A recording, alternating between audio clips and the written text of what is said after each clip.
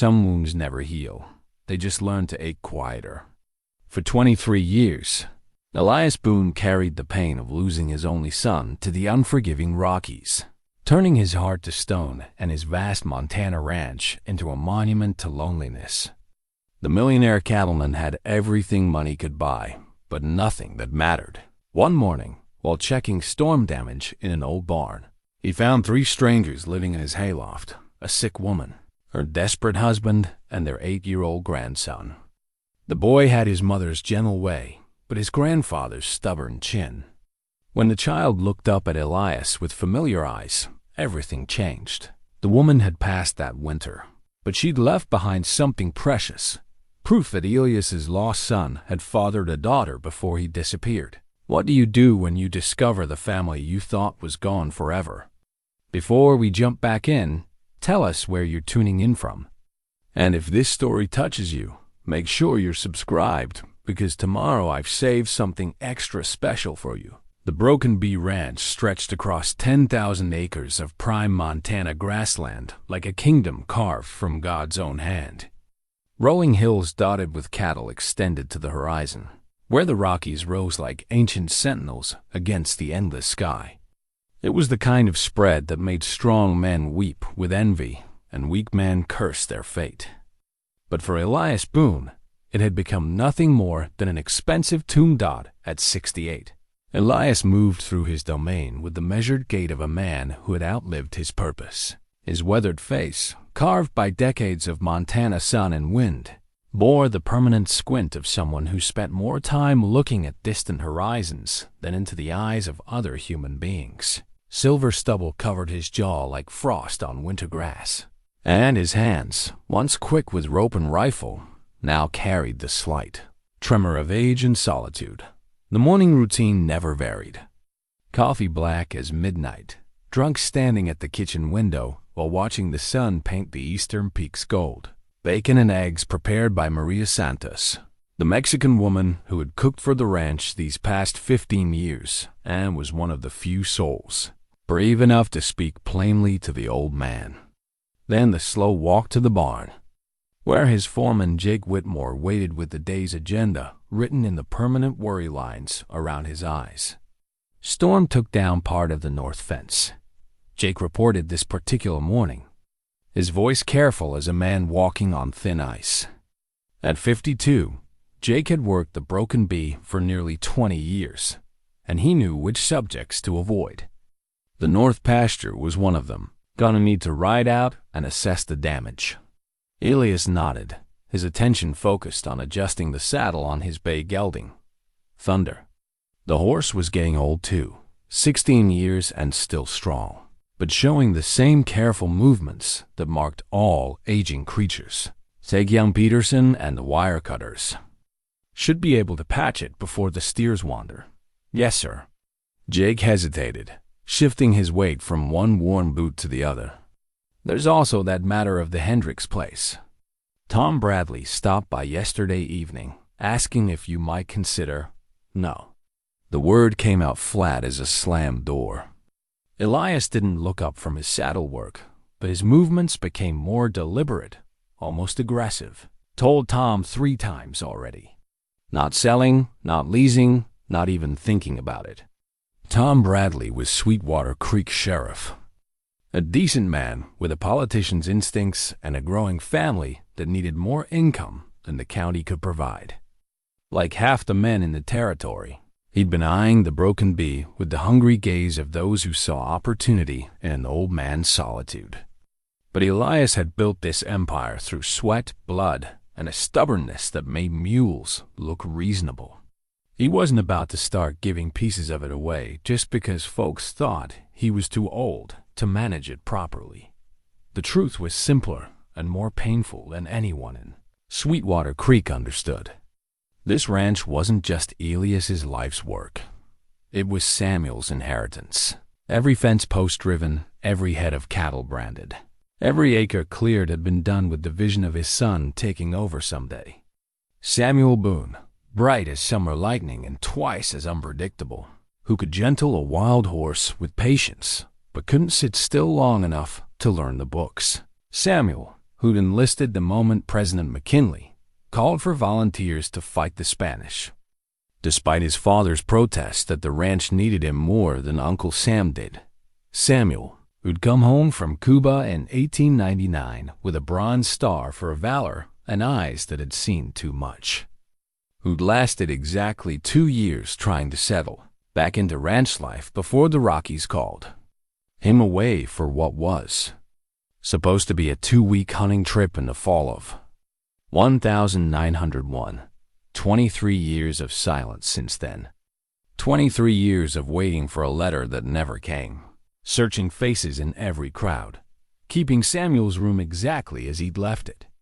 The Bronze Star still sat in the top drawer of Elias's desk, wrapped in tissue paper like a pressed flower. Some nights, when the whiskey hit just right and the loneliness felt sharp enough to cut, Elias would unwrap that medal and remember the pride that had burned in his chest the day his boy came home a hero. But heroes, he'd learned, had a way of disappearing when the world got too small for their dreams. "Boss?" Jake's voice brought him back to the present. "You want me to ride the north boundary myself? Check on that old barn while I'm at it?" The north boundary, where Samuel used to practice his roping when he was 12, where they'd built that barn together the summer before the war. Samuel complained good-naturedly about the heat, while Elias taught him the proper way to set a foundation that would last. The barn that had stood empty these 20-odd years, because even thinking about it made Elias's chest tight. "I'll handle it." The words surprised them both. Jake's eyebrows climbed toward his receding hairline, and Elias felt his own jaw clench in response. "Gotta check the fence line anyway. Might as well see if the storm did any damage up there." Truth was, the previous night's storm had been the worst he'd seen in years. Wind howling like banshees across the prairie, rain coming down in sheets thick enough to drown a standing man. The kind of weather that could tear buildings apart and scatter livestock across 3 counties. If the barn had finally succumbed to age and nature's fury, he supposed he should know about it. Maria appeared in the barn doorway, wiping flour from her hands on a checkered apron. At 60, she moved with the efficiency of someone who'd been managing difficult men for decades. Her gray hair was pulled back in a neat bun, and her dark eyes held the kind of wisdom that came from raising 6 children and outliving 1 husband. "You riding out to the north pasture," she said, and it wasn't a question. Maria had an uncanny ability to read the emotional weather around the ranch better than any barometer. "First time in how long?" "Don't see how that's anyone's business but mine," Elias replied, but without real heat. Maria was one of the few people on earth who remembered Samuel clearly, who'd fussed over him like a second mother when his own had died in the influenza outbreak of 1887. If anyone had earned the right to speak freely about family matters, it was the woman who'd held Elias together when grief threatened to tear him apart. "That boy's been gone a long time," Senator Elias. Her voice was gentle but firm. "Maybe it's time to stop waiting and start living." Jake shuffled his feet uncomfortably. These conversations between Elias and Maria had been happening more frequently in recent years, and they always made the ranch hands nervous. It was like watching someone poke a sleeping bear with a short stick. "I'm living just fine," Elias said, swinging himself up into the saddle with only a slight grunt of effort. "Place runs smooth, cattle are healthy, bills get paid. What more living you think a man my age needs to do?" Maria's expression softened into something that looked suspiciously like pity. "The kind that doesn't happen alone, patron. The kind that makes a man smile at something other than his bank balance." Before Elias could formulate a suitable response to that observation, Maria had turned and walked back toward the house, leaving him with Jake and the uncomfortable sensation that his cook had seen straight through to the hollow place in his chest where hope used to live. "She means well," Jake offered quietly. "She means to meddle," Elias corrected, "but without venom. You tell Peterson to check the water troughs in the south pasture. And if that damn bull gets loose again, I want to know about it before he shows up in town courting the mayor's cow." Jake grinned at that, the first genuine smile of the morning. "Yes, sir. You want me to ride along to the north section? Been a while since anyone checked those fence lines proper." For a moment, Elias almost said yes. Almost took the easy path and let Jake handle the ghosts that waited in the shadow of that old barn. But something in Maria's words had stirred a restlessness he hadn't felt in years. Maybe it was time to face the memories he'd been avoiding. Maybe it was time to see what remained of the dreams he built with his son's hands. "I'll manage," he said finally. "You keep the men busy here." "And Jake?" The foreman looked up expectantly. "If anyone comes asking about buying land, tell them I died poor and ornery. Should save us all some time." Jake's laugh followed Elias as he rode out of the barn and into the crisp Montana morning. The sun was climbing higher, burning off the last wisps of storm clouds and revealing a sky so blue it made a man's heart ache. This was the kind of day Samuel had loved best, clear and bright, with enough wind to make the grass dance and enough warmth to remind you that winter wasn't forever. Thunder's hooves drummed a steady rhythm against the packed earth as they headed north, past the main grazing areas where cattle lifted their heads to watch their passage, past the creek that ran silver and swift with snowmelt from the high country. The land rose gently as they rode, offering glimpses of the valley spread out below like a green carpet dotted, with the dark shapes of buildings and the distant ribbon of the railroad that had brought prosperity to Sweetwater Creek 25 years earlier dot as they crested the ridge that marked the northern boundary of the main ranch. Elias could see the old barn in the distance, still standing despite the storm's fury. Relief and disappointment warred in his chest. Relief that the structure had survived. Disappointment that he wouldn't have the excuse of storm damage to avoid the memories it contained. But his thunder carried him closer. Elias realized that the storm had left its mark after all. The barn door, which had been securely latched for years, stood partially open, swaying gently in the morning breeze. And there, just visible in the shadows beyond the entrance, was something that made his breath catch in his throat. Smoke, a thin wisp of it, rising from somewhere inside the barn dot. Someone was in there. Someone who had no business being on his land. In his memories, in the sacred space where Samuel's ghost still lingered in the smell of old hay and the creak of weathered timber, Elias touched his heels to Thunder's flanks and rode toward whatever waited for him in the barn where his sons' childhood lived on in the dust and the darkness. Elias dismounted 30 yards from the barn, his hand instinctively moving to the Colt .45 that rode his hip like an old friend. 23 years of avoiding this place, and now strangers were making themselves at home in his memories. The irony tasted bitter as week-old coffee. Thunder snorted softly, ears pricked forward at sounds Elias couldn't yet hear. The gelding had good instincts, better than most humans, Elias knew. If the horse sensed something worth paying attention to, then the smoke wasn't just his imagination playing tricks on an old man's eyes. The barn door creaked on its hinges, swaying with each gust of wind like a mouth trying to speak. Through the gap, Elias caught glimpses of movement, shadows that belonged to living people, not the ghosts of memory. His jaw tightened as anger began to build in his chest. Bad enough that the world had taken his son.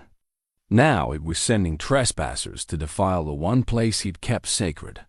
He approached on foot, boots silent on the damp earth. The storm had turned the ground soft, muffling his steps as he closed the distance.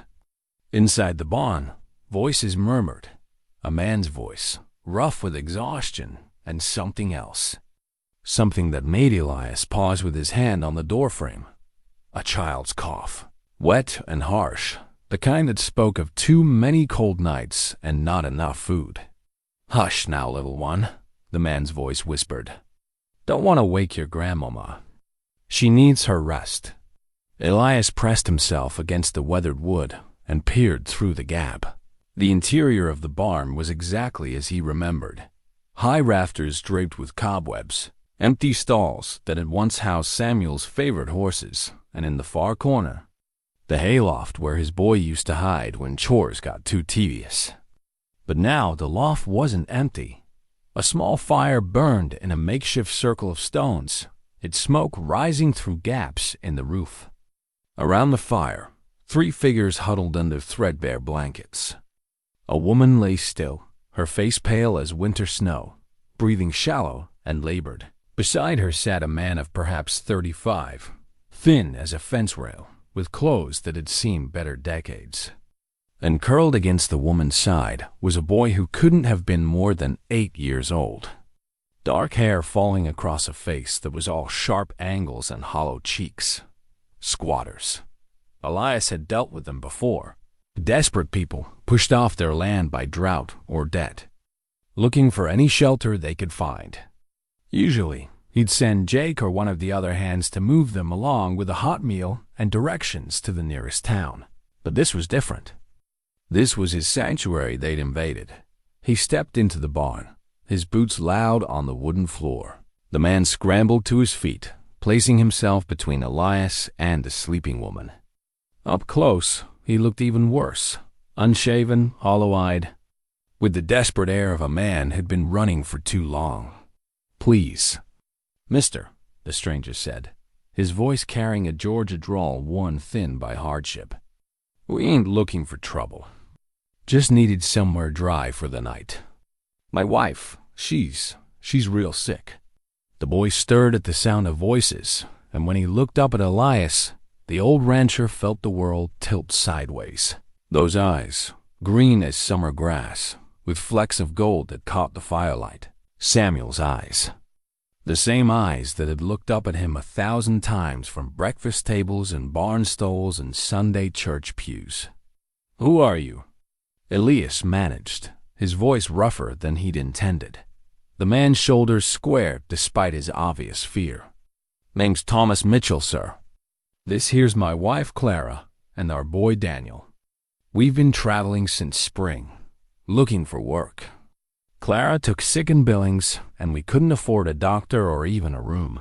I know we're trespassing, but—" "The boy," Elias interrupted, unable to take his eyes off the child's face. "How old is he?" Thomas blinked at the unexpected question. "8 this past winter." "Why? Where's he from?" "Originally. His mama died this past winter," Thomas said carefully. "Clara and me, we took him in. He's my late wife's grandson." The words hit Elias like a physical blow. Late wife. He looked again at the woman on the makeshift bed, really looked this time. She was younger than he'd first thought, maybe 25, with dark hair and fine features that illness couldn't quite hide. But it was the shape of her hands, long-fingered and graceful, that made his breath catch. Sarah's hands. His late wife's hands, passed down through Samuel to this stranger who lay dying in his abandoned barn. "What was your late wife's name?" He asked Thomas, though part of him already knew the answer. Rose Mitchell. Her maiden name was Boone." The barn seemed to spin around Elias. He reached out to steady himself against a support post, his mind reeling with the implications. Rose Boone, Samuel's daughter, the granddaughter he'd never known existed, and the great-grandson who looked up at him now with his son's eyes. "She ever mention her father?" Elias asked. Thomas nodded slowly. "Some. Said he went missing in the mountains when she was just a baby. She never knew him. Grew up with her mother's people in Colorado. When her mama died, Rose came north looking for any family that might be left. That's how we met. Samuel had fathered a child. Somewhere in his wanderings after the war, his son had left behind a daughter who'd grown up alone, searching for the family she'd never known. And now the daughter lay dying in the very barn where Samuel had played as a boy, while her son, Elias's great-grandson, watched with eyes that held too much worry for such a young face. "The boy," Elias said again, his voice barely a whisper. "What's his full name?" "Daniel Rose Mitchell," Thomas answered. But Rose always called him Danny. Said it was close to his grandfather's name. Samuel, I think she said. Danny. Not quite Samuel, but close enough to make an old man's heart break with recognition. Elias stared at the child, seeing his son's stubborn chin, his late wife Sarah's gentle mouth, and something indefinable that belonged only to this boy. A resilience that spoke of hardship, faced too young. Mister, Thomas said urgently, I know we don't have any right to ask, but Clara's real bad. If we could just stay until she's strong enough to travel. She's not gonna get strong. Elias said bluntly, the words falling like stones into still water. Not living rough like this. When's the last time she saw a doctor? Thomas's face crumpled. We ain't got money for doctors. Spent the last of our savings on train fare north. Clara stirred on her makeshift bed, and when she opened her eyes, Elias saw the fever burning there like distant lightning. She tried to sit up, failed, and fell back with a soft groan that spoke of pain beyond bearing. Mama Clara? Danny moved to her side, his small hand finding hers. You feeling any better? She managed a weak smile for the boy, but Elias could see death waiting in the shadows of her face. Consumption, most likely, or pneumonia. Either one a killer for someone living rough on the trail. This woman had probably been dying for months, holding on through sheer will and love for the child who needed her. Danny, she whispered, come here, sweet boy. The child leaned close, and Clara whispered something in his ear that made him nod solemnly.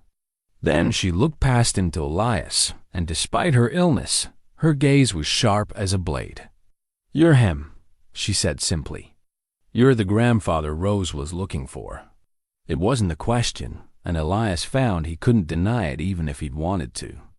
The resemblance was too strong, the connections too clear. This dying woman had figured out in moments what it had taken him the better part of an hour to accept. How long have you been living rough? He asked. Since spring, Thomas answered when Clara couldn't. Been moving from place to place, picking up work where we could find it. Clara's been getting worse, and Danny. He looked at the boy with desperate love. He deserves better than this. Elias studied the three of them, his dying granddaughter, her devoted husband, and the great-grandson who carried Samuel's eyes in Sarah's hands. 23 years of loneliness, and now family, had literally fallen from the sky into his lap. The irony was so sharp it cut. Get her things together, he said finally. All of you? You're coming to the house. Thomas's eyes widened. Sir, we couldn't impose. You're not imposing, Elias said firmly. You're coming home. As he helped Thomas gather their meager belongings, Elias's mind raced with questions and possibilities. But one thought rose above all others. Samuel's bloodline lived on in the boy who watched him with solemn, knowing eyes. After 23 years of waiting for his son to return, maybe it was time to accept that the family had come to him instead. The ride back to the main house tested every assumption Elias had made about his capacity for patience. Clara rode double with Thomas on the old mare they'd pulled from the pasture, swaying dangerously with each step despite her husband's steadying arms. Danny sat in front of Elias on Thunder, his small body rigid with the effort of staying upright in an unfamiliar saddle. You ever ridden a horse before, boy? Elias asked quietly. No, sir, Danny replied, his voice barely above a whisper. Mama Clara says horses are expensive to keep. The simple statement hit Elias harder than he'd expected. This child, his great-grandson, had grown up poor enough that riding lessons were an unimaginable luxury. Samuel had been on horseback before he could walk steady, racing across these same pastures with the wild joy of a boy who owned the world. The contrast made Elias's chest tight with emotions he couldn't name. Well, he said carefully, Thunder here is gentle as a lamb. Just sit easy and let him do the work. Maria Santos was hanging laundry when they crested the hill overlooking the main house. From this distance, Elias could see her pause, shading her eyes with one hand as she tried to make sense of the unexpected parade approaching her domain. By the time they reached the yard, she was waiting on the porch with the expression of a woman who'd learned to expect trouble but hoped for better. Dios mío, she breathed as Thomas helped Clara down from the horse. Even from 10 feet away, anyone could see the woman was desperately ill. Senator Elias, what?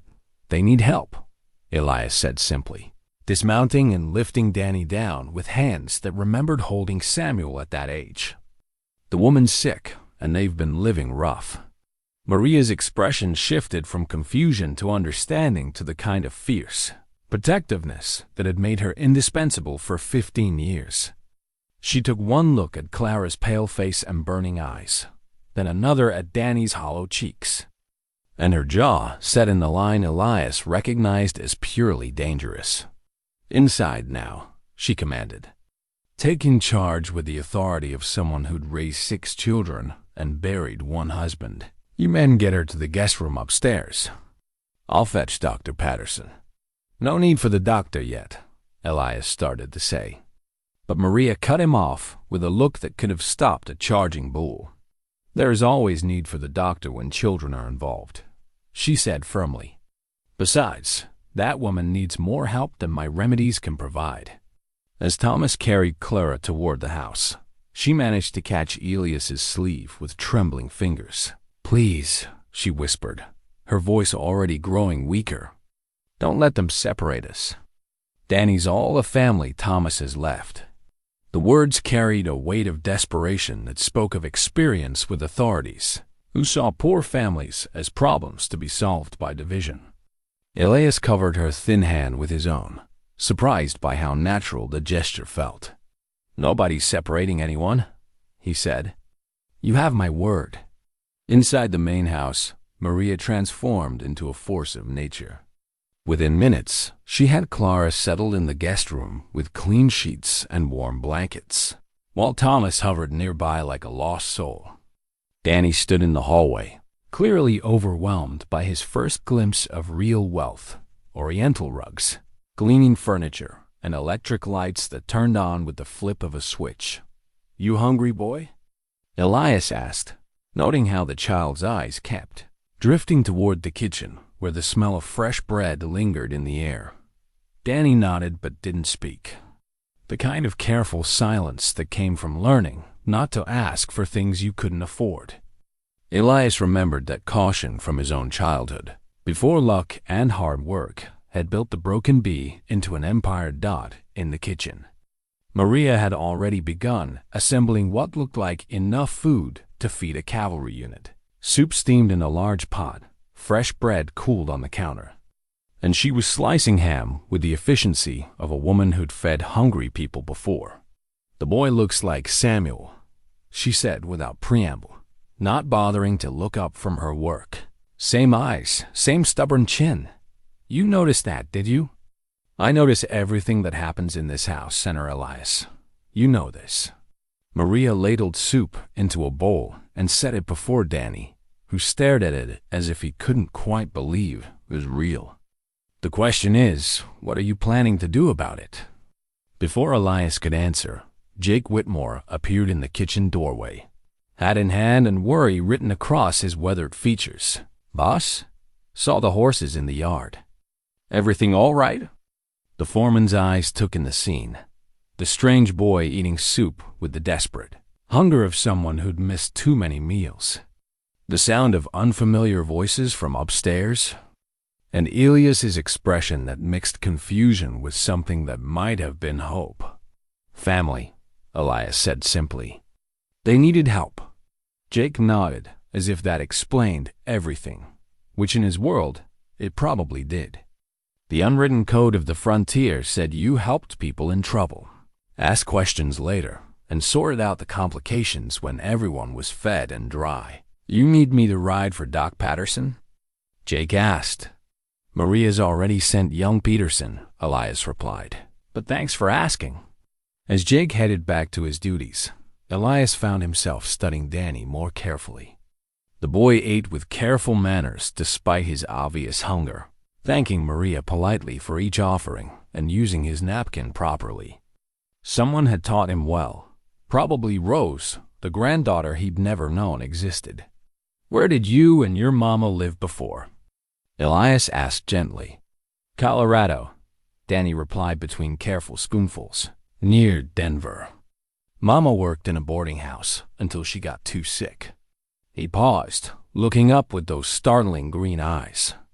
"She used to tell me stories about Montana. Said my real grandpa lived somewhere with lots of horses and mountains." The words hit Elias like a physical blow. Rose had been looking for him. His granddaughter had grown up poor and alone, telling her son stories about a grandfather who might have helped them, if only he'd known they existed. "What kind of stories?" he asked. Danny's face brightened slightly, the first real animation Elias had seen from him. "She said he was tall and strong, and he could rope a bull or gentle a wild horse better than anyone. She said he built everything himself, with his own hands, and that someday maybe we'd find him and he'd teach me to ride." Maria made a soft sound that might have been a sob or a prayer. Elias found he had to clear his throat before he could speak. "Well," he said finally, "maybe we can work on that riding lesson once you're settled in." For the first time since they'd met, Danny smiled, a tentative expression that transformed his thin face and made him look like the child he should have been. It was Samuel's smile, bright and quick and full of mischief, barely held in check. From upstairs came the sound of Dr. Patterson's voice, low and serious as he examined Clara. Through the kitchen window, Elias could see the sun beginning its afternoon descent toward the mountains, painting the sky in shades of gold and rose. Everything was changing, and for the first time in 23 years. Elias wasn't sure if that was something to fear or something to embrace. Dr. Patterson's footsteps on the stairs carried the weight of bad news. Elias had known Harold Patterson for 15 years, a steady man who delivered half the babies in Sweetwater Creek and eased twice as many souls into their final rest. The doctor's expression as he entered the kitchen told the whole story before he spoke a word. "How long?" Elias asked quietly, mindful of Danny still finishing his soup at the table. "Days. Maybe a week if she's stronger than she looks." Patterson set his black bag down with the careful movements of a man who'd learned that hope was sometimes crueler than honesty. "Consumption. Advanced stage. Been fighting it for months by the look of her." Maria crossed herself and murmured something in Spanish that sounded like a prayer. Danny looked up from his bowl, reading the adult's expressions with the sharp instincts of a child who'd learned to watch for storms. "Is Mama Clara going to be all right?" he asked, his voice small but steady. The three adults exchanged glances. Patterson knelt beside the boy's chair, his manner gentle but direct. "She's very sick, son. We're going to do everything we can to make her comfortable, but she's going to die," Danny said simply. "Like my real mama did." The matter-of-fact way he said it broke something in Elias's chest. This boy had already buried one mother and was preparing to lose another. Yet he sat there eating soup with the quiet dignity of someone far older than his 8 years. "Yes," Patterson said honestly. "I'm sorry." Danny nodded and returned to his soup. After a moment, he looked up at Elias. "Will you and Thomas take care of me after?" The question hung in the air like smoke from a dying fire. Thomas appeared in the kitchen doorway at that moment, his face ravaged by grief and exhaustion. He'd clearly heard enough of the conversation to understand what was coming. "Don't you worry about that now," Thomas said, forcing a smile for the boy's sake. "We'll figure everything out." But Elias could see the panic lurking behind the man's calm facade. Thomas was a decent soul who'd taken on a dying woman and her child out of love. But he was also a man without resources, without prospects, without anything to offer a boy who deserved better than a life of wandering and want. "The boy stays here," Elias said suddenly, the words surprising even himself. "Both of you do. There's work on the ranch if you want it, Thomas." Good work with a place to live and regular pay. Thomas's eyes widened. Sir, I couldn't. We barely know each other. And you don't owe us. He's family, Elias said firmly. Looking at Danny, that's all that matters.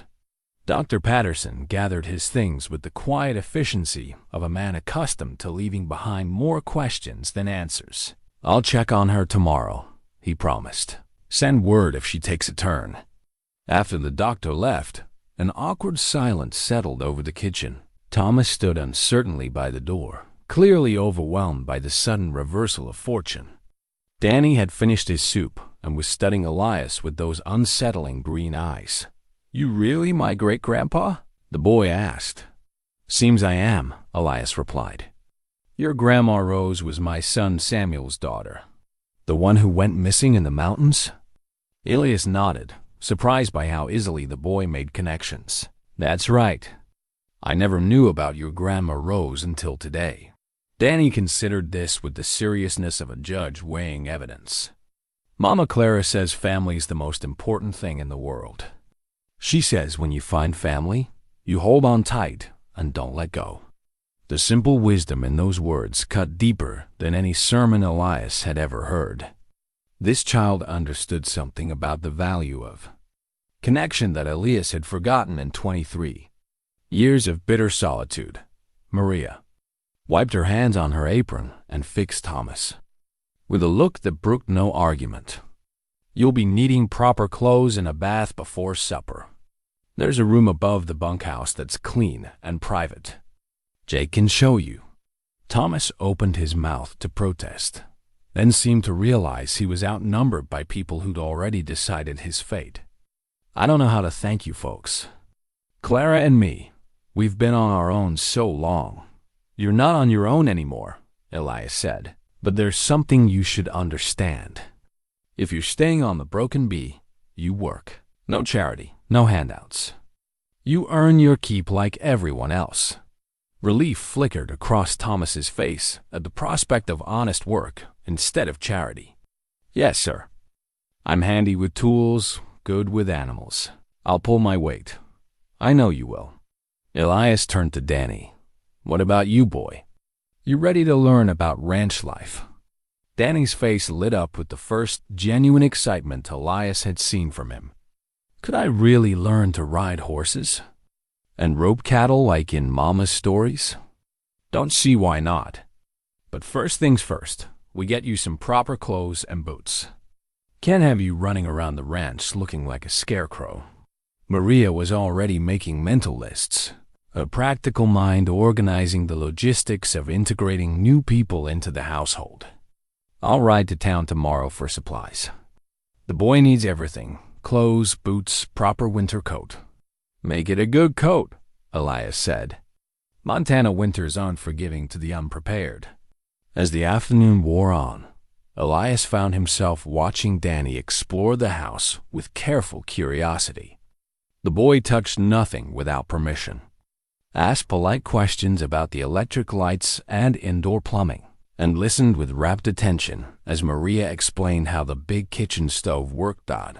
It was like watching Samuel discover the world all over again, but with a gravity that spoke of too much loss too young.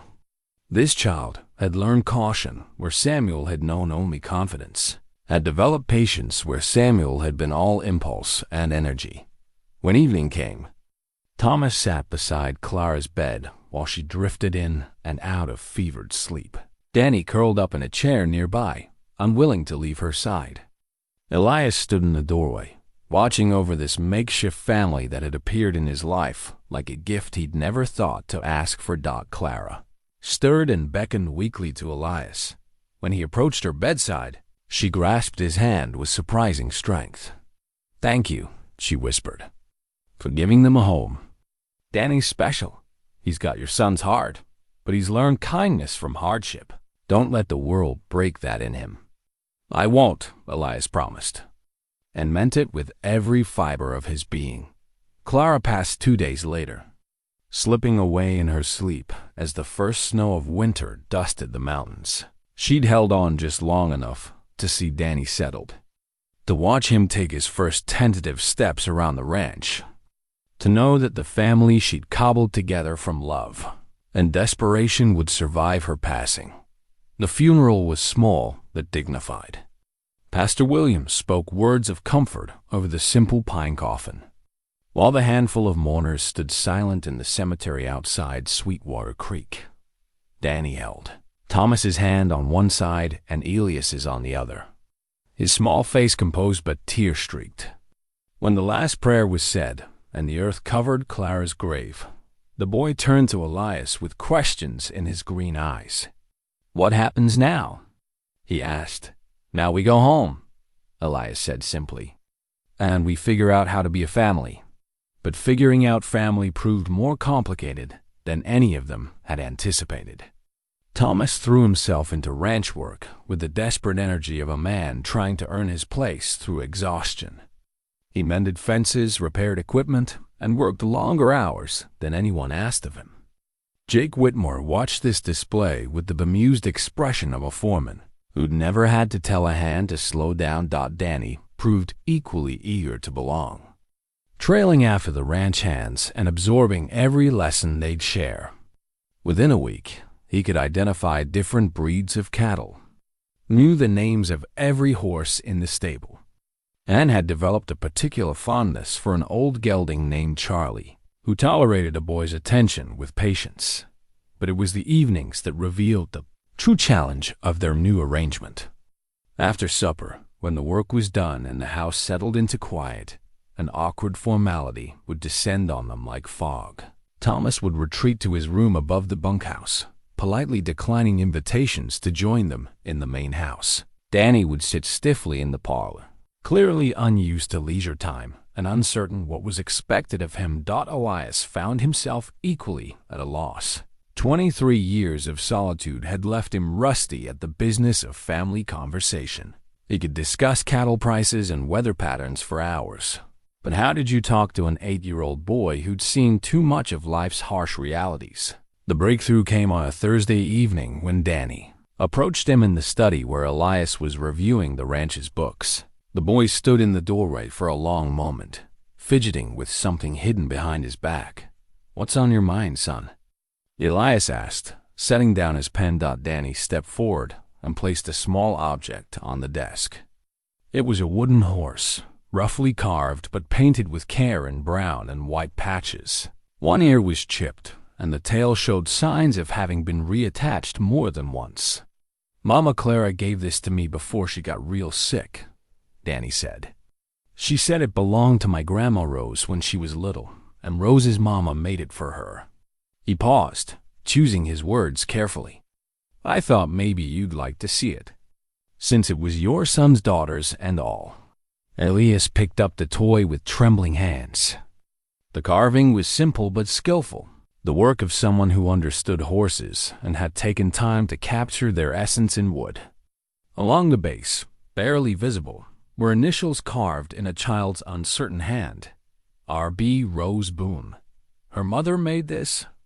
he asked, his voice rougher than intended. Danny nodded. "That's what Mama Clara said. Rose told her that her mama carved lots of things before she died.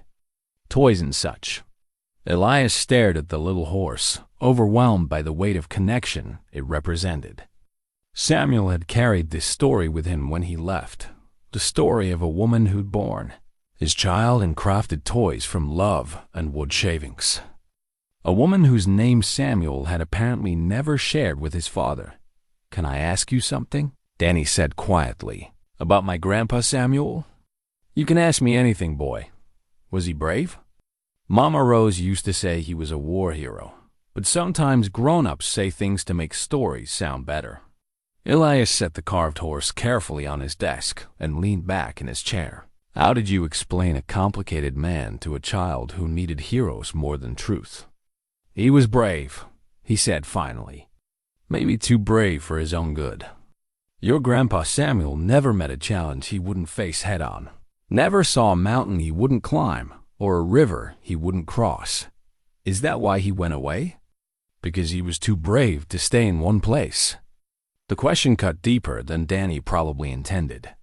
Elias had spent 23 years asking himself the same thing, wondering if Samuel had left because the ranch felt too small for a man who'd seen the world, or because coming home after the war had been harder than staying away.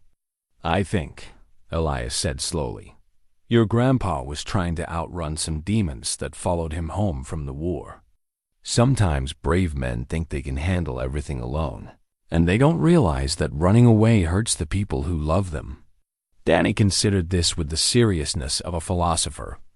"Do you think he would have liked me?" The simple question broke Elias's heart and mended it simultaneously. "Son, I think he would have been so proud of you, he'd have burst his buttons. You've got his eyes and his stubborn streak, but you've also got something he never quite learned. You know how to let people help you." A small smile flickered across Danny's face. Mama Clara used to say that accepting help wasn't the same as being weak. She said it took strength to trust people. Your Mama Clara was a wise woman. She said you would too. She said, "I was lucky to have a great-grandpa who owned so much land and so many cattle." Danny paused, then added with careful honesty, "But I think I'm lucky just because you're nice to me." The words hit Elias like a physical blow. This child, who had every reason to be bitter or demanding, was grateful for simple kindness. It made Elias acutely aware of how little effort it took to be decent to people, and how much that small effort could mean. "I'm the lucky one," he said gruffly. "Getting to know you has been," he searched for words that wouldn't sound foolish. "It's been like getting a piece of Samuel back." Danny picked up the carved horse and turned it over in his hands, his expression thoughtful. "Could I maybe put this somewhere special, so I could look at it and remember Grandma Rose? How about we put it right here on the mantel in the parlor?" Elias suggested. "That way, it'll be the first thing people see when they come to visit." Danny's face brightened with genuine joy. "Really? You'd do that?" "Course I would. It's family history now." As they walked together to the parlor to find the perfect spot for Rose's horse, Elias felt something he hadn't experienced in decades. The simple pleasure of making a child happy. Outside, the first real snow of winter was beginning to fall. Winter settled over the broken bee like a familiar blanket, bringing with it the kind of quiet that made voices carry farther and thoughts dig deeper. The first serious storm hit in early December, trapping them all in the main house for 3 days while the wind howled like something wild and desperate. It was during that storm that Elias discovered Danny could read better than half the hands on the ranch. The boy had been sitting quietly in the corner of the parlor, working his way through one of Samuel's old books, a collection of adventure stories that had gathered dust for 23 years. "Where do you learn to read like that?" Elias asked, settling into his chair by the fire. "Mama Rose taught me," Danny replied, not looking up from the page. "She said reading was the one thing nobody could ever take away from you, even if you lost everything else." The wisdom in that observation made Elias study the boy more carefully. Despite his ragged clothes and thin frame, Danny carried himself with a quiet dignity that spoke of good raising. Rose had done right by her son, even in poverty. "What's the book about?" Elias asked. Danny's face lit up with enthusiasm. "It's about this man who goes looking for treasure on an island. He has all these adventures and fights pirates and everything." He paused, then added more thoughtfully, "But mostly it's about being brave enough to try new things, even when you're scared."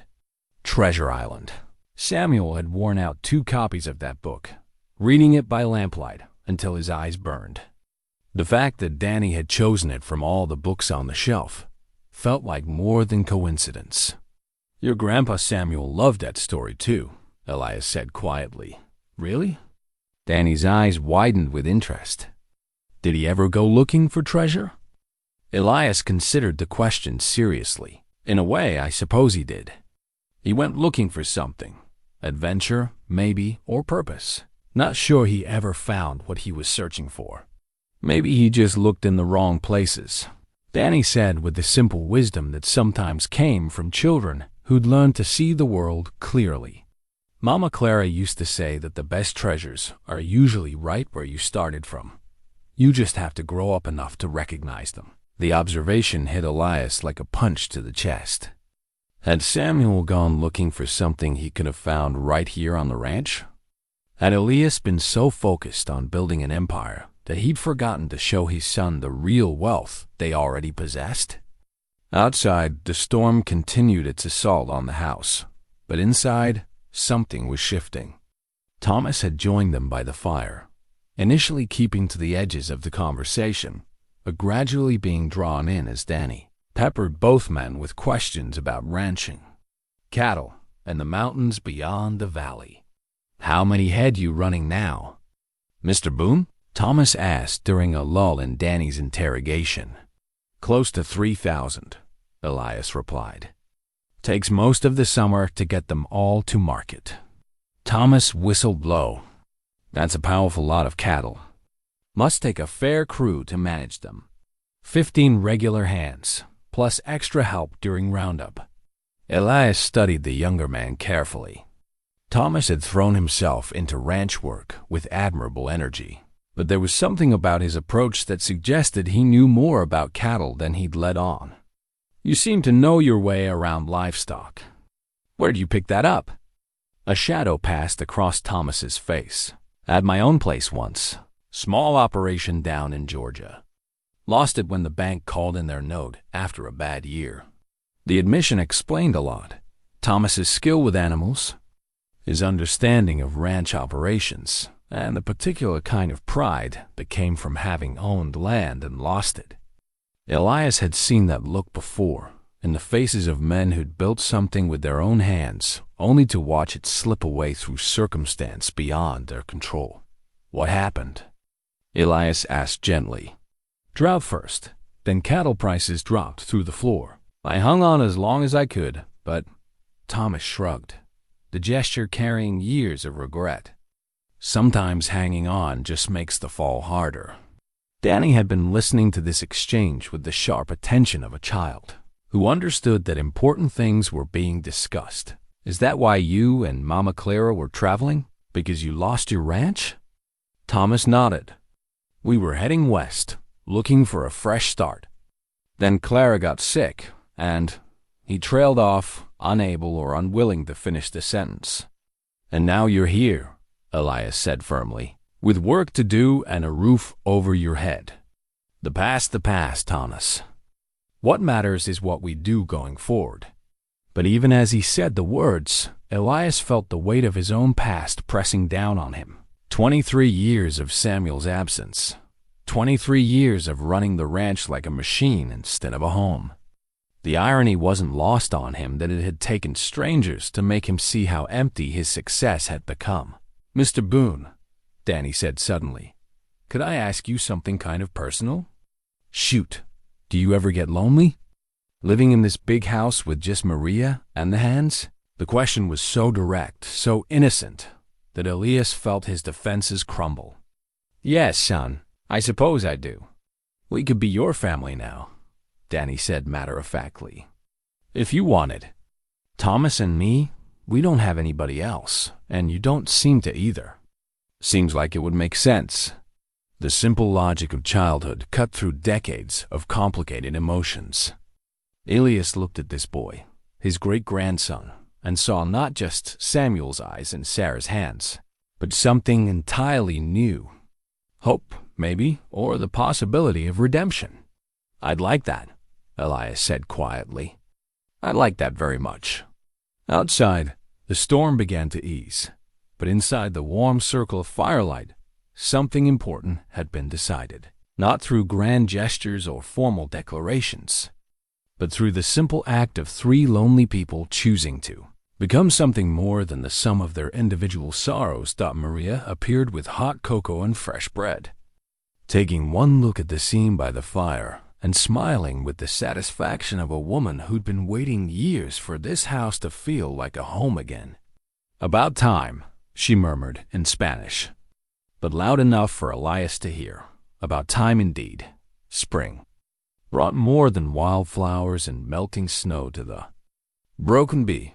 It brought a stranger with a familiar face and a story that would change everything they thought they knew about Samuel Boone. The man rode up on a Tuesday morning in April, leading a pack mule and wearing the kind of clothes that spoke of long trails and hard weather. He was tall and lean, with graying hair and the careful movements of someone who'd learned to expect trouble. When he dismounted in front of the main house, Danny came running from the stable where he'd been learning to curry horses. "Grandpa Elias," the boy called.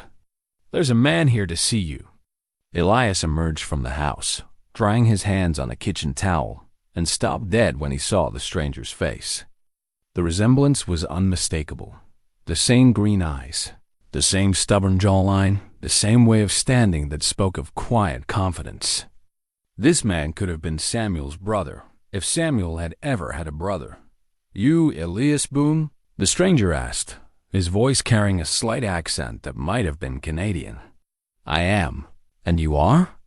The man reached into his coat and withdrew a worn leather pouch, handling it with the reverence of something precious. From the pouch, he extracted a small object wrapped in oiled cloth. When he unfolded the wrapping, Elias felt the world tilt sideways. It was Samuel's pocket watch, the gold timepiece Elias had given his son for his 18th birthday, engraved with the words, "For Samuel, time and tide, wait for no man, E.B. Name's Marcus Delacroix," the stranger said. "I knew your son." The words hung in the air like smoke from a dying fire.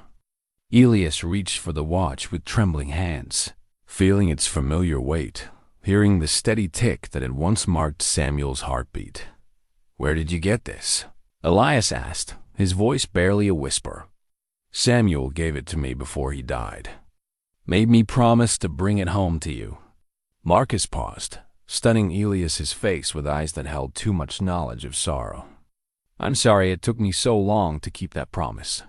Danny had been listening with the sharp attention of a child who sensed important things happening beyond his understanding. Thomas appeared from the barn, drawn by the tension that seemed to radiate from the small group gathered in the yard. "Samuel's dead," Elias said flatly. It wasn't the question. After 23 years, he'd known in his heart that his son wasn't coming home. But knowing something and having it confirmed were different kinds of pain entirely. "Yes, sir. Been dead 22 years come this fall." Marcus's voice carried the weight of someone who delivered this news before and never found an easy way to do it. "I was with him when it happened." "How?" The single word contained all of Elias's anguish, all his questions, all his need to finally understand what had taken his son away. Marcus looked uncomfortable, his eyes flicking toward Danny before returning to Elias. "Maybe we should talk private-like. Some stories ain't meant for young ears." But Danny stepped forward with the kind of courage that came from having faced loss before. "Was he my real grandpa? The one who went missing?" Marcus studied the boy with surprise that quickly shifted to something like recognition. "You must be Rose's boy. You got the Boone look about you, sure enough." "You knew my Grandma Rose?" Danny's voice carried a mixture of excitement and hope that made Elias's chest tight. "I did. Sweet girl, stubborn as her daddy. Last I saw her, she was heading south with her mama, looking for family." Marcus turned back to Elias. "She had a child with her, a baby girl, your granddaughter." The revelation hit like a physical blow. Not only had Samuel died, but he'd left behind a daughter who'd grown up searching for family she'd never found. The tragic irony was almost too much to bear. "Tell me how it happened," Elias said quietly. "All of it." Marcus removed his hat and ran weathered fingers through his gray hair. "Samuel and me, we were working a claim up in the Yukon. Gold fever had hit hard after they found color in the Klondike. And your boy figured he could strike it rich quick and come, home with enough money to buy his own spread." The image of Samuel, chasing gold dreams instead of building on what he already had felt like a knife between Elias's ribs. His son had left the richest ranch in Montana to dig in frozen ground for a fortune that might never come.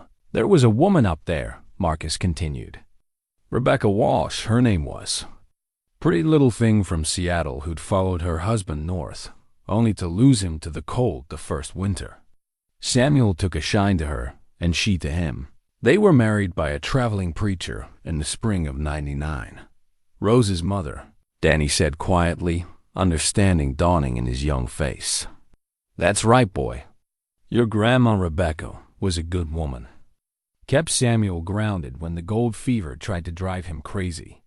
They had a little cabin by the creek, and when Rose was born in 1900, I never saw a man happier than your grandpa.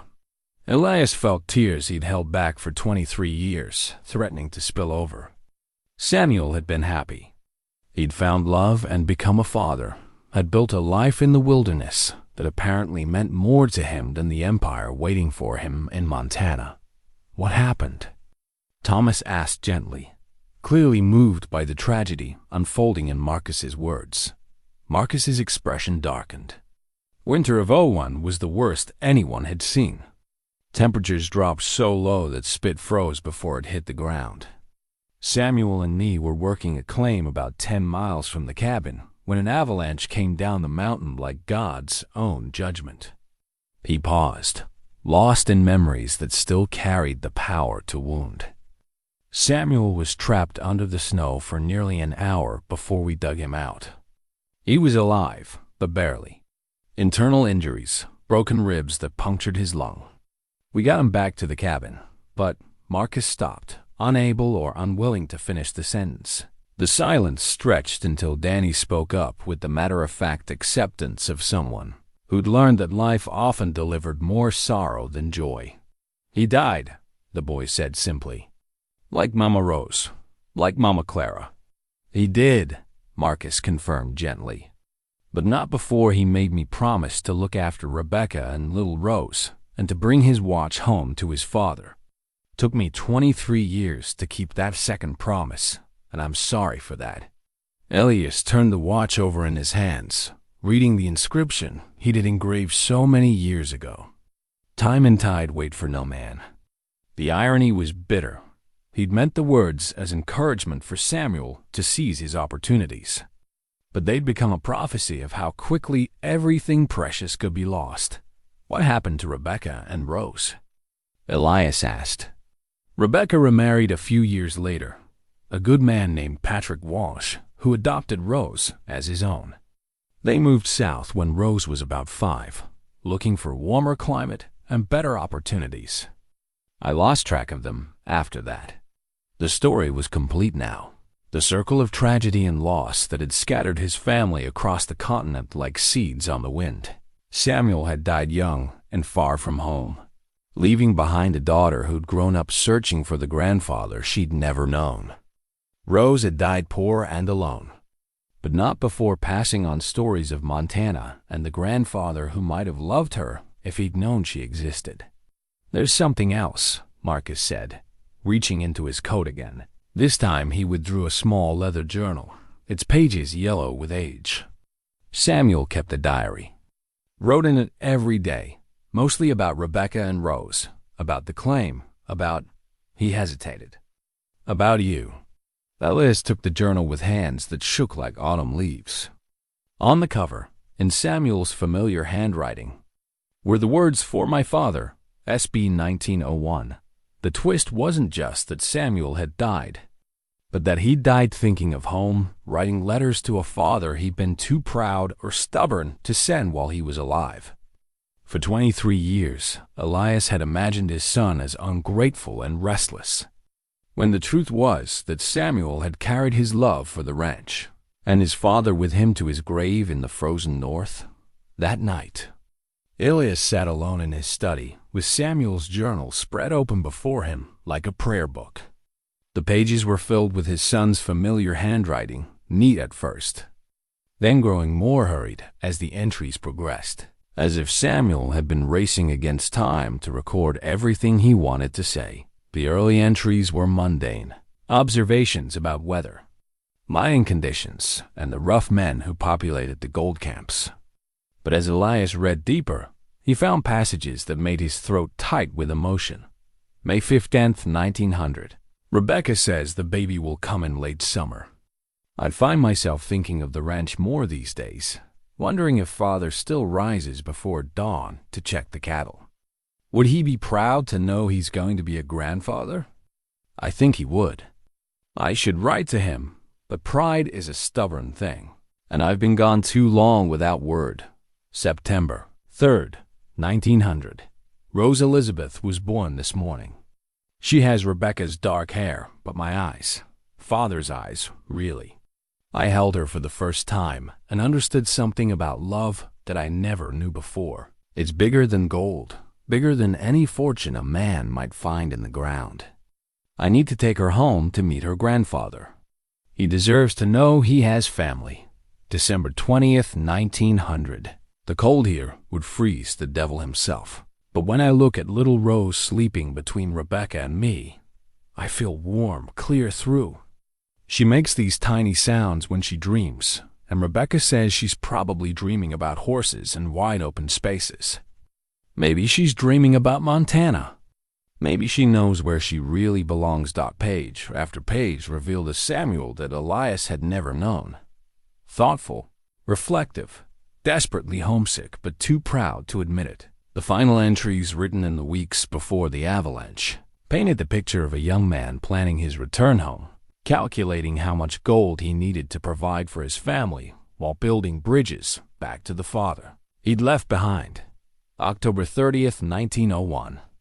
Wrote another letter to father today, but didn't send it. Like all the others. How you apologize for 3 years of silence? How do you tell a man you were wrong without admitting you wasted the best years of both your lives? I'll go home in the spring, take Rebecca and Rose and show them the land that made me. Father will love Rose. She has that stubborn Boone chin, and she's already trying to walk. Determined to go everywhere on her own 2 feet. The last entry was dated November 15th, 1901.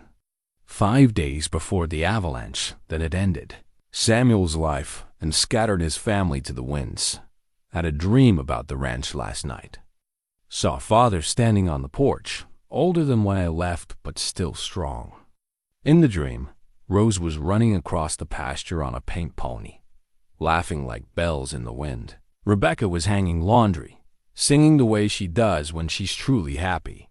It felt more real than waking. Maybe dreams are just the heart's way of showing us what we really want. I want to go home. Elias closed the journal and buried his face in his hands, overwhelmed by the weight of what might have been. All those years of bitterness. All those nights spent wondering if Samuel had ever loved him, ever missed the ranch, ever regretted leaving. And the truth was that his son had been aching for home, just as much as Elias had been aching for him. A post that was the way that was at the Jew. The truth was that his son had been aching for home just as much as Elias had been aching for him. A soft knock on the study door interrupted his grief. Danny peered around the frame, his young face serious with concern. "Grandpa Elias? You all right? Thomas sent me to check on you." Elias wiped his eyes and gestured for the boy to enter. "Just reading, son. Learning some things about your grandfather, Samuel." Danny approached cautiously, clearly reading the emotional weather in the room. "Good things or sad things?" "Both." Elias picked up the journal and held it gently, as if it might dissolve at rough handling. "Turns out your grandfather loved this place more than I ever knew. He was planning to come home when he died. Would he have liked me, do you think?" Danny asked, settling into the chair beside Elias's desk. The question broke Elias's heart and healed it simultaneously. "Son, he would have loved you so much it would have made him foolish. You're everything good about the Boone family wrapped up in one determined little package." Danny smiled at that, but his expression remained thoughtful. "Are you sad that he never came home?" "Yes," Elias said honestly, "but I'm also grateful that I get to know you. Maybe this is how things were supposed to work out. Maybe Samuel's real gift to me wasn't coming home himself, but making sure his family would find their way here eventually.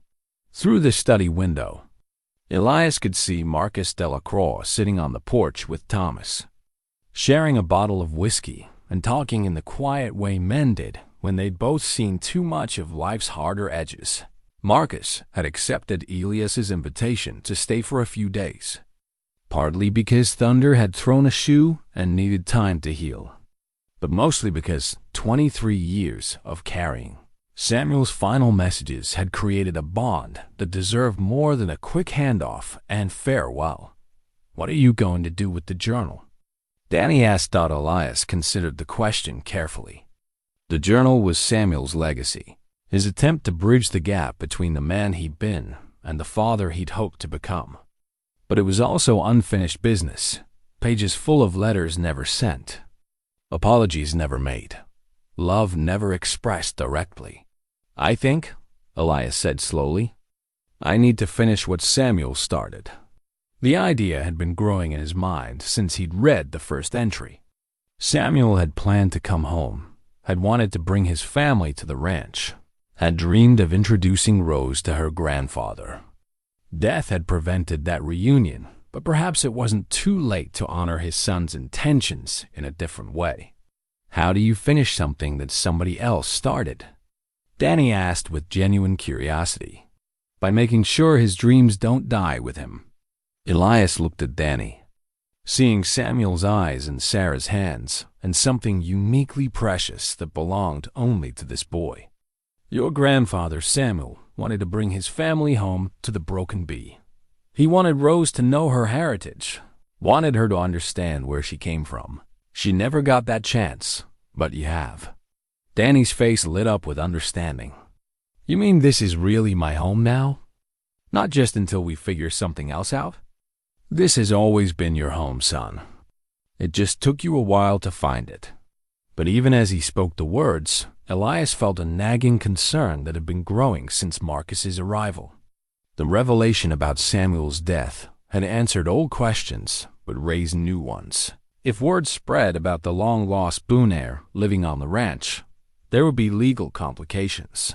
Danny's claim to Samuel's inheritance was legitimate, but proving it might require more than family resemblance and a carved wooden horse. Moreover, Thomas's position remained precarious. He'd been caring for Danny out of love, not legal obligation. And if distant relatives or government officials decided to interfere, the makeshift family they'd built could be torn apart as easily as it had been. Assembled the thought of losing Danny, of watching bureaucrats and lawyers dissect their newfound happiness in the name of proper procedures, made Elias's chest tight with protective fury. This boy belonged here, with him, on the land his ancestors had built with sweat and stubbornness. No judge or distant cousin was going to change that if Elias had anything to say about it. But wanting something and protecting it were different challenges entirely. 23 years of operating the ranch had taught Elias that good intentions meant nothing without proper planning and legal protection. If he was going to secure Danny's future, if he was going to honor Samuel's dream of bringing his family home, he needed to be smart about it. "Danny," he said carefully, "what would you say if I told you I wanted to make sure you could never be separated from this ranch? That I wanted to put something in writing that would make you my heir, same as Samuel was?" The boy's eyes widened with surprise and something that might have been hope. "You mean adopt me? Like Thomas and Mama Clara did?" "Something like that. Make it official and legal so nobody could ever question where you belong." Danny was quiet for a long moment, processing the implications with the seriousness of someone who'd learned early that life could change without warning. "What about Thomas?" "I don't want to leave him behind." The concern in the boy's voice revealed the depth of his loyalty and the maturity of his heart. Even with the promise of security and inheritance, Danny's first thought was for the man who'd cared for him through the hardest parts of his young life. Thomas would be part of it, Elias assured him. Family takes care of family. That's not going to change. Outside, the spring evening was settling into the kind of peaceful quiet that made the valley feel like the center of the world. Soon, the cattle would need to be moved to summer pasture. The hands would begin preparing for roundup, and the rhythm of ranch life would resume its eternal cycle. But first, there were papers to be drawn up, futures to be secured, and promises to be made that would bind them together more permanently than love alone could manage. Samuel's journal had shown Elias what happened when important words went unspoken and vital connections remained unmade. He wasn't going to make that mistake again. The confrontation came sooner than Elias had anticipated, and from a direction he'd never expected. 3 days after Marcus's arrival, Sheriff Tom Bradley rode up to the house with 2 strangers, a thin man in a city suit who introduced himself as Frederick Whitman from the Territorial Children's Welfare Office, and a woman named Margaret Henley, who claimed to be Rose's cousin from Colorado. "Morning, Elias," Tom said, his usual easy manner replaced by official formality. "We need to discuss the boy's situation." Danny was in the barn with Thomas, practicing his roping on a wooden post, but the sound of multiple horses had drawn him to the doorway. Elias could see the boy watching from a distance, reading the tension in the adult's postures with the sharp instincts of someone who'd learned to recognize trouble. "What situation is that, Tom?" Elias asked, though his gut already knew the answer. Margaret Henley stepped forward, a woman of perhaps 40, with the pinched features of someone who'd been disappointed by life more often than pleased. "Mr. Boone, I'm Rose Mitchell's second cousin. When word reached our family that Rose had passed and left a child behind, we felt obligated to investigate." "Obligated," Elias repeated flatly. "That's an interesting word for family concern." Frederick Whitman cleared his throat importantly. "Mr. Boone, while we appreciate your charitable instincts, the proper procedures must be followed regarding the boy's custody. There are questions about legal guardianship, proper placement, and the child's best interests." The phrase "best interests" made Elias's blood pressure spike. These people had shown up months after Danny had found a home, months after he'd begun to heal from his losses, and now they wanted to discuss his best interests. Where were these best interests when the boy was living rough on the trail?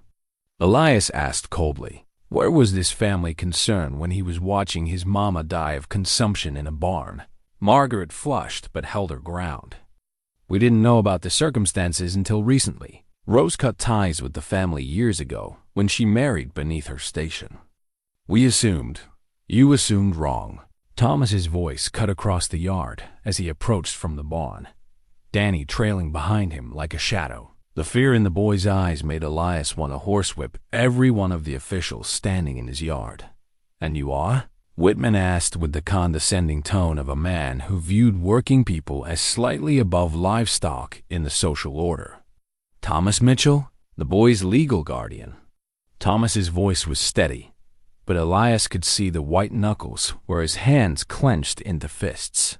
"Clara and I adopted him proper when Rose died. Got the papers filed in Denver." Margaret's expression shifted to something uglier. "A man with no property, no permanent address, no means of support. Hardly suitable for raising a child of good breeding." The words hung in the air like poison gas. Danny pressed closer to Thomas's side, and Elias felt something cold and dangerous unfurl in his chest. These people wanted to take his great-grandson away from the only stability the boy had ever known. Wanted to tear apart the family that had finally given Danny a chance at happiness. "Good breeding," Elias said quietly, and everyone in the yard recognized the warning tone. "You want to talk about breeding? That boy's got more Boone blood in him than you'll find in any Colorado drawing room. His grandfather was Samuel Boone, my son. His great-great-grandfather built this ranch from nothing but sweat and stubbornness." "Which brings us to another concern," Whitman interjected smoothly. "The boy's inheritance rights. If he is indeed Samuel Boone's descendant, there are legal questions about his claim to estate property that should be resolved through proper channels." The truth hit Elias like a sledgehammer. This wasn't about Danny's welfare at all. It was about money. These vultures had heard about the long-lost Boone heir and smelled opportunity. They wanted to get their hands on Danny so they could control his inheritance, carve up the broken bee like a holiday turkey. "Over my dead body," Elias said, his voice carrying the kind of finality that made experienced men step backward. Sheriff Bradley shifted uncomfortably. "Now, Elias, nobody wants trouble here. But there are legal procedures that have to be followed. If the boy's got legitimate family, he's got legitimate family right here," Elias interrupted. "He's got me. He's got Thomas. He's got Maria and Jake and every hand on this ranch who's watched him grow into the fine boy he's become. What he doesn't need is strangers coming around with their hands out and their hearts empty." Margaret's face flushed with indignation. "Mr. Boone, you can't simply decide these matters based on sentiment. There are proper procedures, legal requirements. There's also justice." Marcus Delacroix's voice cut across the argument as he emerged from the house. The old prospector moved with the unhurried confidence of a man who'd faced down claim jumpers and survived. Frontier justice. And sometimes justice and law aren't the same thing. All eyes turned to Marcus, and Elias felt a surge of gratitude for the man who'd brought Samuel's story home. But he also recognized that they were rapidly approaching the point where words would give way to action, where the fragile peace they'd built might shatter under the weight of legal complications and family greed. The real confrontation was just beginning. Danny stepped forward with the kind of courage that made Elias's chest swell with pride and terror in equal measure. The 8-year-old looked up at the officials with Samuel's green eyes blazing, and when he spoke, his voice carried the unmistakable ring of Boone's stubbornness. "I don't want to go with you," he said simply. "This is my home. These are my people." Margaret Hamley's expression softened into what she probably thought was maternal concern. "Danny, sweetheart, you don't understand the situation. You need proper schooling, proper upbringing. Your cousin Margaret can provide opportunities that I can read better than most grown men." Danny interrupted with matter-of-fact honesty. "Thomas taught me numbers, and Maria's teaching me Spanish. Jake's showing me how to work cattle, and Grandpa Elias is going to teach me the business side of ranching." He paused, then added with devastating simplicity, "What opportunities you got that are better than learning to run the biggest ranch in Montana?" Frederick Whitman cleared his throat officiously. "Young man, there's more to life than cattle ranching. There's culture, refinement, proper social connections. There's also family," Marcus Delacroix said quietly, stepping closer to the group. "Something this boy's been missing most of his life until now." From his coat, Marcus withdrew a thick envelope that looked official enough to make the bureaucrats take notice. "Now, before you all get too carried away with your legal procedures and proper channels, there's something you should see." He handed the envelope to Elias, who opened it with hands that trembled slightly. Inside were documents that made his breath catch. Samuel's marriage certificate to Rebecca Walsh, Rose's birth certificate listing Samuel as her father, and most importantly, a will dated just weeks before Samuel's death. "Samuel was smarter than any of us gave him credit for," Marcus explained as Elias read through the documents. "When Rose was born, he had papers drawn up by a lawyer in Dawson City, legal and witness proper. The will was brief but comprehensive. Samuel left everything to Rebecca and Rose jointly, with specific instructions that if anything happened to him, his share of the Broken Bee Ranch would pass to his daughter and her heirs. But the crucial paragraph made Elias's heart race with hope and vindication. "I hereby designate my father, Elias Boone, as guardian and trustee for my daughter Rose and any heirs she may bear, with full authority to act in their interests regarding all matters of inheritance, education, and welfare should circumstances require." 23 years old, Elias said, his voice rough with emotion. "These papers are 23 years old and legally binding." Sheriff Bradley took the documents and studied them carefully, his expression shifting from official duty to something approaching relief. "Well, I'll be damned. Looks like the boy's guardianship was settled before any of us were born." Margaret Henley's face went pale as the implication sank in. That can't be right. Rose was family. Blood family. Surely that takes precedence over some old frontier document. Not when the blood family abandoned her, Marcus said with the calm authority of someone who'd spent decades navigating frontier law. Samuel's will designates Elias as guardian.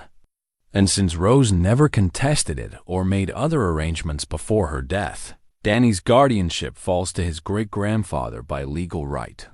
Frederick Whitman sputtered protests about proper procedures and territorial authority, but his arguments rang hollow against the solid legal foundation Marcus had provided. Thomas sagged with relief, the tension finally leaving his shoulders as he realized Danny wasn't going to be torn away from the only real home he'd ever known. But it was Danny's reaction that mattered most. The boy looked up at Elias with eyes that held a lifetime of questions and hope, and when he spoke, his voice carried the weight of someone who'd learned early that promises could be broken, but was willing to trust anyway. "Does this mean I really get to stay? Forever?" Elias knelt down so he could look Danny in the eye, placing his hands on the boy's thin shoulders. "It means you're exactly where you belong, son. Where your grandfather Samuel wanted you to be. This ranch has been waiting for you your whole life." Margaret Henley made one last desperate attempt to salvage her plans. "Mr. Boone, surely you can see that a child needs more than just legal documents. He needs proper guidance, education. He'll get both," Elias said firmly, rising to his full height. "Right here, from his family. Real family. Not folks who show up looking for opportunities when they hear about inheritance money." The words hit their target with devastating accuracy. Margaret's face flushed crimson, and Frederick Whitman began gathering his papers with the hasty movements of a man who'd realized his mission was doomed. Sheriff Bradley tipped his hat to Elias with obvious relief. "Looks like everything's settled legal and proper. Boy's where he belongs." As the officials mounted their horses and rode away, defeated and empty-handed, Danny turned to Elias with a smile that could have powered the electric lights in town. "Grandpa Elias, could we maybe put Grandpa Samuel's watch next to Grandma Rose's horse on the mantle, so they can be together like they should have been?" Looking down at his great-grandson's hopeful face, Elias felt the last of his old grief transform into something brighter and more valuable than any gold Samuel might have found in the Yukon. "I think that's exactly what we should do, son. Exactly what we should do." 1 year later, Elias stood on his front porch watching Danny work a young colt in the training corral. The boy had grown 3 inches and gained 15 pounds of solid muscle, transforming from the hollow-cheeked waif they'd found in the barn into a sturdy ranch hand who could rope a calf, read a ledger book, and charm the ranch hands into letting him help with jobs beyond his years. The morning sun painted the mountains gold, and the familiar sounds of ranch life created a symphony that had become sweeter with each passing season. Cattle lowed in the distance, horses nickered in the stable, and Maria's voice drifted from the kitchen where she was teaching Danny proper Spanish pronunciation along with his morning lessons. "Easy now, Copper," Danny called to the colt, his voice carrying the patience he'd learned from Jake and the gentle authority he'd inherited from generations of horsemen. "Nobody's trying to hurt you. Just teaching you some manners." Thomas emerged from the barn, wiping his hands on a rag and smiling at his adopted son's technique. The past year had been good to Thomas, too. Regular meals and steady work had filled out his frame, and the constant worry that had marked his features during their traveling days had been replaced by the quiet contentment of a man who'd found his place in the world. Boy's got a natural touch with horses, Jake Whitmore observed, joining Elias on the porch.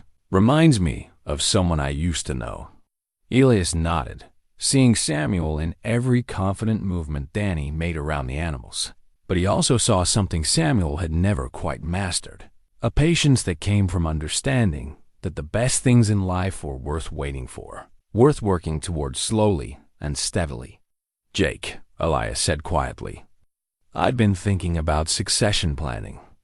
The ranch won't run itself forever, and I'm not getting any younger." The foreman's weathered face creased into a knowing smile. "Thinking about making it official? The boy's got the blood for it, and more importantly, he's got the heart." Through the kitchen window, Elias could see Maria packing a picnic basket with the kind of elaborate care she reserved for special occasions. Today marked the first anniversary of Danny's arrival, and they'd planned a family outing to the North Pasture, to the barn where everything had changed. Marcus Delacroix had left for Alaska 2 months earlier, but not before spending the winter sharing stories about Samuel's life in the gold fields, filling in the gaps that the journal had left empty. Danny had listened to every tale with rapt attention, building a complete picture of the grandfather he'd never known, but whose legacy lived on in every sunrise over the broken bee. "Grandpa Elias," Danny called from the corral. "Come see. Copper's letting me lead him around the whole ring." Elias walked over to the fence, his heart swelling with the kind of pride that had nothing to do with ownership and everything to do with love. Danny had accomplished in minutes what usually took experienced hands hours. The colt was following him willingly, trust replacing fear in the animal's dark eyes. "That's fine work, son," Elias said. "Your grandfather Samuel would be proud." Danny's face lit up at the praise, but his expression quickly grew thoughtful. "Do you think he really would be? I mean, do you think he'd like how things turned out?" The question carried the weight of a year's worth of growing up, a year of learning family history and understanding the complex emotions that had shaped the ranch's legacy.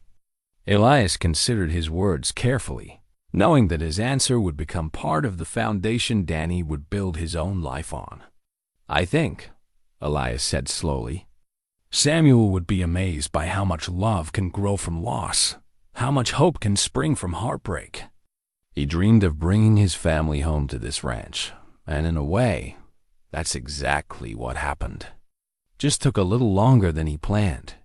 Maria appeared with the picnic basket, followed by Thomas carrying blankets and a thermos of coffee. "Time to go," she announced with the authority of someone who'd been managing family outings for decades.